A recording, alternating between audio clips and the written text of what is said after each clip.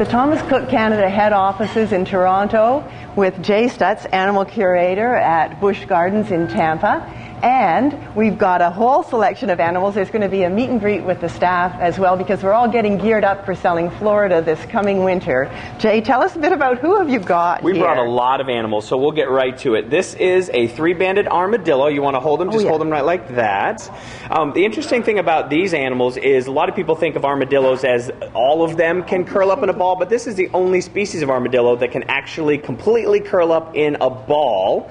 And it's, of course, for their own protection. This is one of the more kid-friendly animals that we have at Busch Gardens. We bring them out, and kids can hold them and interact with them. And that's what we do at Busch Gardens and SeaWorld, is really immerse our guests in the experience with animals, in the experience with our rides every single day. And it's one of the great things about those parks. So I'm going to go ahead and put him down. He's scared. He's shaking there, little guy. Who's this? Now, this is an hedgehog. An African hedgehog. His name is Philippe, and you can kind of see. I wouldn't try to pick him up, because what he'll do is, for his defense, is he will actually roll up in a ball as well. Oh. Now, I know when you think Africa, you think big animals. Well, we can't really fit those on the airplane. We do have those at Busch Gardens. We have the giraffes that you can hand feed. We just opened a new area more recently where you can actually feed wallabies and kangaroos as well. Fantastic. And it's one of the best things about our parks is there's always something new at Busch Gardens and SeaWorld for guests to come and experience. And we really say there's something for guests of all ages as well. The children really enjoy the smaller animals, but we have the big animals too, so we're going to cover them up because we got a lot to get to. Let's go over here to Brad. Oh, my. Brad brought Simon. Simon is a lesser anteater, and he's from Discovery Cove.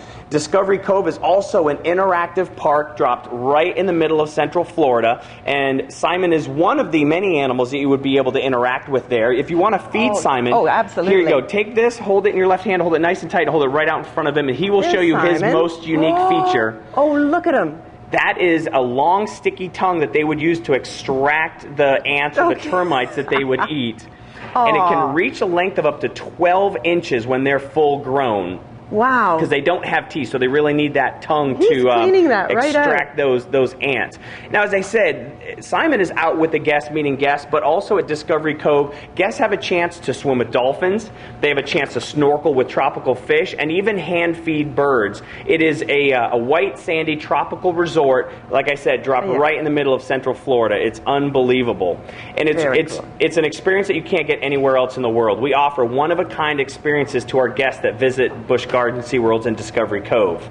Now, someone else is looking at getting into the picture here. Well, let's turn our attention over here. Antonio has one of our Magellanic penguins. If you want to give it a touch, you can touch it right along the back here. Beautiful. Very, very thick.